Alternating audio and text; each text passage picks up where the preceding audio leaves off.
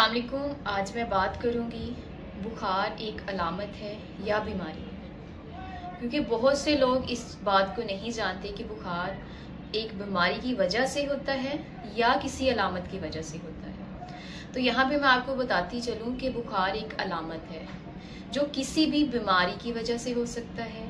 आपको किसी थकावट की वजह से हो सकता है, किसी डिप्रेशन, एंग्जाइटी या स्ट्रेस की वजह से हो सकता है।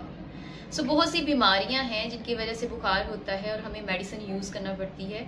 उसके बाद हम प्रॉपर जो है वो ठीक होते हैं। लेकिन बहुत सी चीज़ें ऐसी हैं जैसे कि स्ट्रेस, डिप्रेशन, एंग्जाइटी, किसी काम का बर्डन, उसकी वजह से भी बुखार होता है। तो उसके लिए आपको फ़ौरन मेडिसिन यूज़ नहीं करनी। आपने अगर कोई काम किया है या आपके ऊपर किसी काम का स्ट्रेस है, उसको लेके आप परेशान हैं, तो पहले आप उस परेशानी का हल तलाश करें।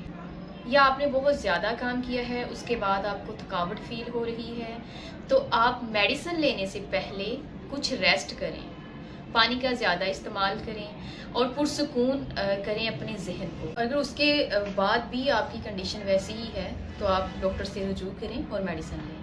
लेकिन फ़ौरन ही मेडिसिन खुद से ले लेना आपके स्टमक को भी डिस्टर्ब कर सकता है और उसके साथ साथ आपके ब्रेन के जो केमिकल्स हैं उसके लिए भी नुकसानदेह हो सकती हैं मेडिसिन। सो इसलिए किसी भी जो है अलामत उसको देख के खुद से कोई मेडिसिन ना लें या खुद से कोई उसका इलाज करना शुरू ना करें जब तक आप उसके मुतल्लिक मुकम्मल तहकीकात हासिल ना कर लें।